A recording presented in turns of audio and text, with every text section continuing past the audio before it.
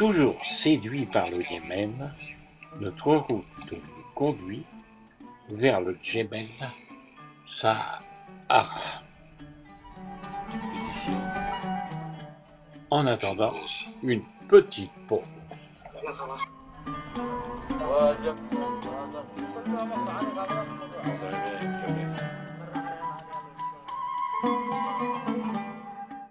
Oui, nous sommes bien à El Gabé, lieu où ce soir nous allons faire une petite pause. En attendant que le repas soit prêt, nous discutons avec quelques villageois. En attendant, nous observons nos chauffeurs qui sont affairés à nous préparer le dîner du soir. En cet endroit, pas de restaurant, pas d'hôtel, tout est vraiment sommaire, mais c'est tellement sympathique.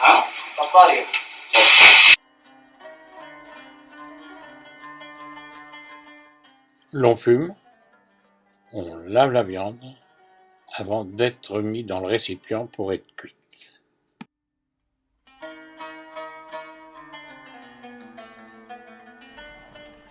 En attendant que le repas soit prêt, nous sommes en compagnie des villageois qui ne voient pas souvent des têtes étrangères dans la région.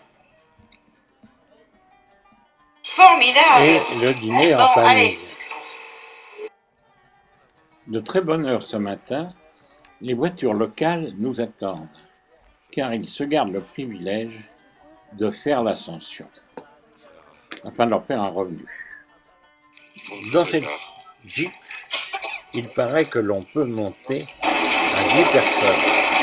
Mais attention, accrochez-vous, comme vous pouvez le constater, nous ne sommes pas sur le bitume.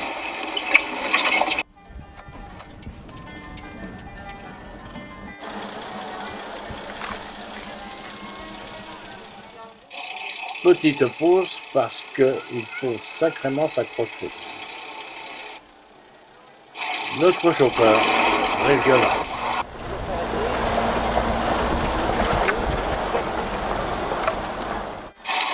Environ 15 km, je peux vous assurer que la route n'est pas encombrée, mais il nous faudra 1h30 pour accéder à Sahara. Mais dans quel décor voyageons-nous?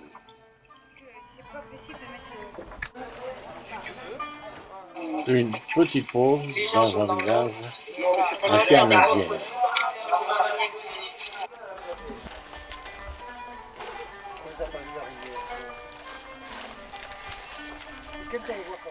Mais le but de la visite est d'accéder à ce pont. 300, Jacques. Ouais.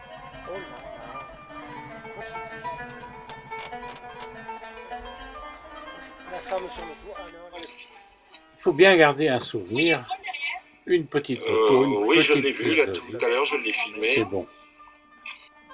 Allez, tu me fais une photo après, Jacques, avec nous tous. Ouais.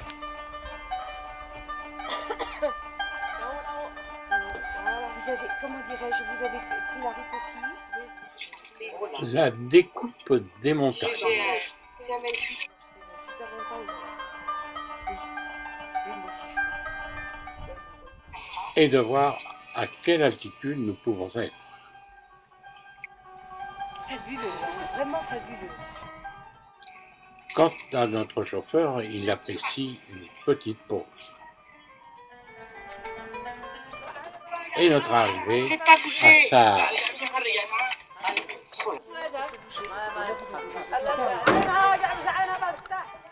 Le Djebel Sahara est réputé pour avoir abrité nombreux imams dans ce refuge.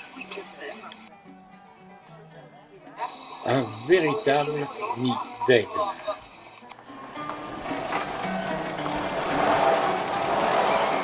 Au centre du village, la mare d'eau qui permet aux femmes de venir plusieurs fois par jour chercher de l'eau ou bien laver leur linge.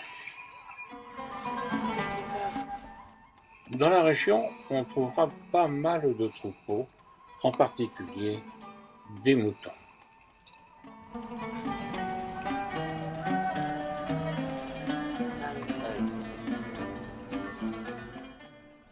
Le départ pour traverser ce pont est d'accéder à l'autre montagne par un escalier. Il faut vous dire que ce pont a été construit au XVIe siècle et sur une hauteur de 300 mètres, ce qui est impressionnant.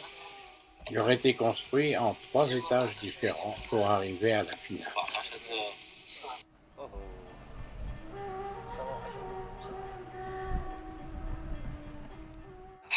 Hommes, femmes, troupeaux transitent par ce pont qui a su résister au temps.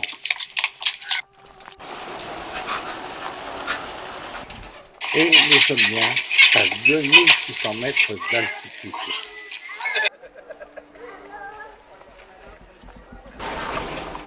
La descente n'est pas des plus faciles non plus. Caillouteuse, une route toujours en réflexion, compte tenu de sa position et de son accès. Ces hommes ont un travail assuré toute l'année. Notre périple continuant, nous arrivons à Rwanda. Un grand minaret, donc il y a une mosquée en dessous.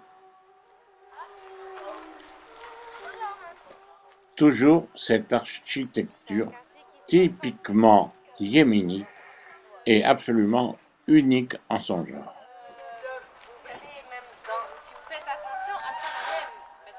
Ces grands tours, surmontés d'une maison, ont le nom de maison fermière.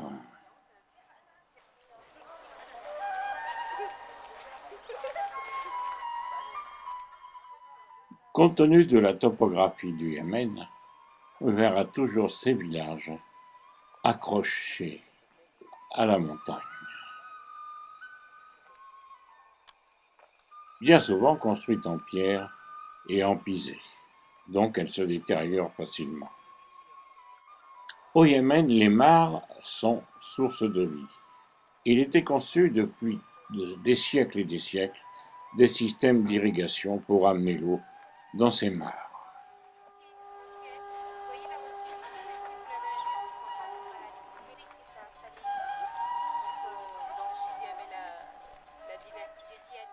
Cette ville est érigée au pied d'une superbe falaise de grès rose, une des merveilles de l'architecture yéménite traditionnelle.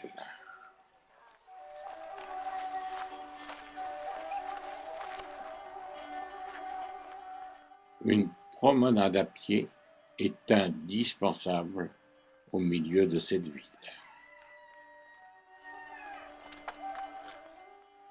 Pas de complications, pas d'éclairage, c'est seulement marqué hôtel, mais ne faisant pas partie des grandes chaînes internationales. Chèvres et moutons sont indispensables dans la vie locale, comme nous, nos bonnes vaches en Normandie. De même, de porter des fardeaux, il n'y a pas de tracteur, c'est sur le dos des dames.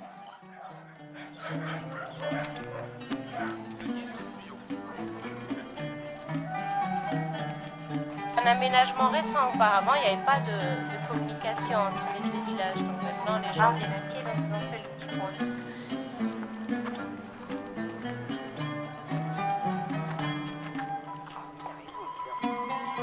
Il y a les fleurs, Résidence de campagne ou habitation principale?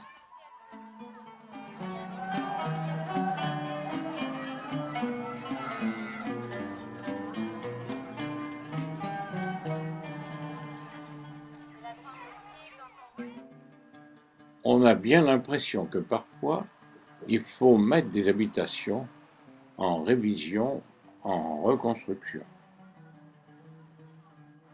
Pour un grand nombre de visiteurs, Tula est le plus beau village de la région de Sanaa, sinon du Yémen en entier. Nous voici donc devant les fortifications de Tuja.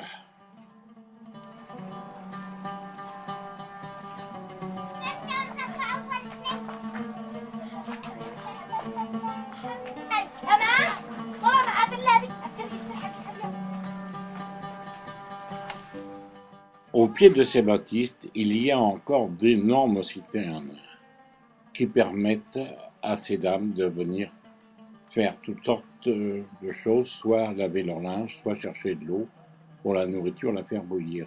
Et ce sont ces citernes qui, à une époque, ont permis, contre les Turcs, de pouvoir maintenir la position de la ville.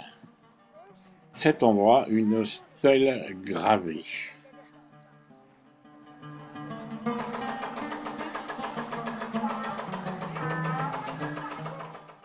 Il est assez difficile de donner certaines explications sur la ville. Pourquoi? Parce que aucun historien, n'ayant encore compilé les renseignements qui dorment probablement dans les archives turques ou yéménites.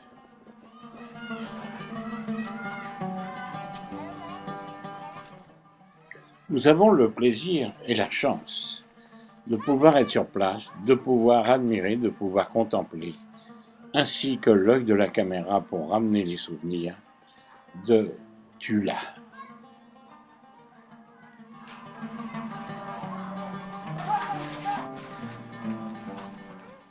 De plus amples informations, c'est très difficile, puisque aucun historien n'a pu encore compiler les renseignements qui dorment probablement dans les archives turques ou yéménites. Mais l'on trouvera un lieu d'un rendez-vous où l'on pourra boire des boissons non alcoolisées.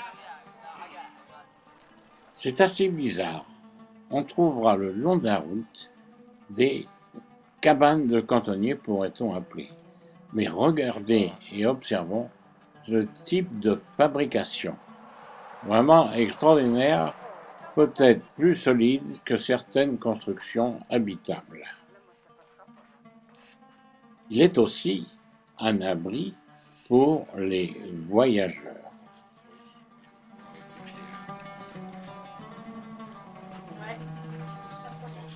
On a l'impression que c'est la construction des bases d'une cathédrale, mais ici peut-être d'une grande mosquée.